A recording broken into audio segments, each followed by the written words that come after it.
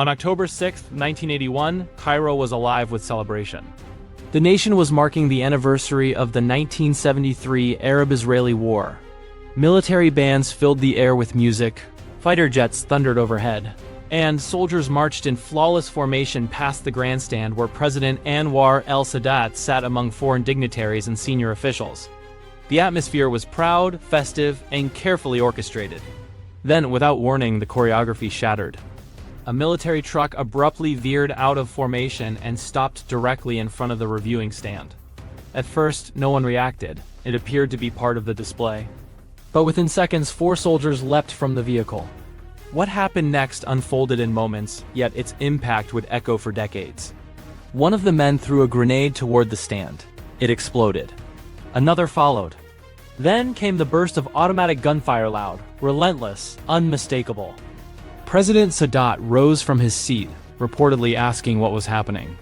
Bullets struck him in the chest, neck, and abdomen. He collapsed forward as security forces scrambled, but it was too late. Cameras continued rolling. Within minutes, Anwar Sadat was dead. Egypt's president had been assassinated in broad daylight by members of his own military during a parade meant to honor national victory. But this assassination did not begin on that stage. It began years earlier with decisions that reshaped a nation and divided it. When Gamal Abdel Nasser died in 1970, few expected Sadat to emerge as a defining figure in West Asian history.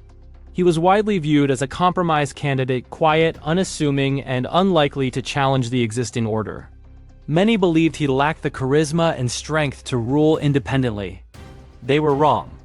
Within months, Sadat dismantled Nasser's inner circle, sidelined powerful rivals, and consolidated authority through what he called the corrective revolution. He was no placeholder. He was preparing to redirect Egypt's future. For decades, Egypt had stood at the center of Arab nationalism opposing the West, rejecting Israel's existence and relying heavily on the Soviet Union.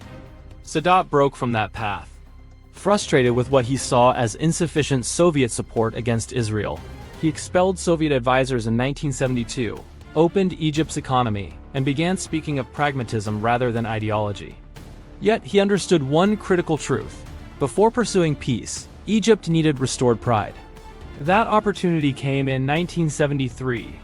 During the Jewish holy day of Yom Kippur, Egypt launched a surprise attack on Israel, initiating the Yom Kippur War. Egyptian forces crossed the Suez Canal, challenging the perception of Israeli invincibility that had followed the Six-Day War of 1967.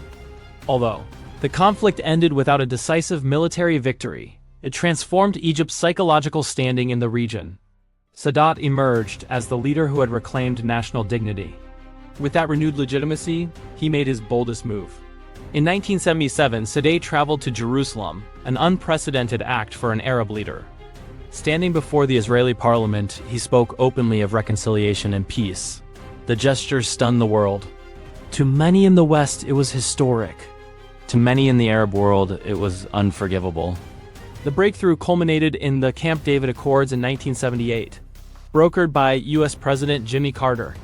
Egypt formally recognized Israel, and in return, Israel agreed to withdraw from the Sinai Peninsula. The agreement reshaped the political landscape of West Asia. In 1978, Sadat received the Nobel Peace Prize, celebrated internationally as a visionary statesman. Washington embraced him as a cornerstone of its regional strategy, and substantial American aid flowed into Egypt. But at home and across the Arab world, the response was far more complicated. Egypt was expelled from the Arab League. Several Arab states severed diplomatic ties. Sadat was branded a traitor to the Arab cause, accused of abandoning Palestine and aligning with the United States. Domestically, economic liberalization triggered inflation and widening inequality. Subsidy cuts fueled protests. Islamist groups accused Sadat of betraying Islam, while leftist critics claimed he had surrendered Egypt's sovereignty to Western interests. By September 1981, feeling increasingly threatened, Sadat ordered sweeping arrests across the political spectrum. Islamists, secular activists, journalists, clergy, and intellectuals, more than 1,500 individuals were detained in a broad crackdown intended to silence dissent. Instead, it intensified it. Among the most outraged were militant Islamist factions, particularly the Egyptian Islamic Jihad. To them, Sadat was no longer a legitimate ruler, but an apostate, someone who had made peace with Israel, aligned with the West, and suppressed religious opposition. They resolved that he must die. Their plan targeted the very symbol of state power Sadat trusted most, the military parade. The operation was led by Lieutenant Khalid al-Islambouli, a young officer who believed he was fulfilling a religious duty. Alongside his accomplices, he smuggled weapons into the parade convoy, rehearsed the assault, and waited for the moment when the president would be most exposed.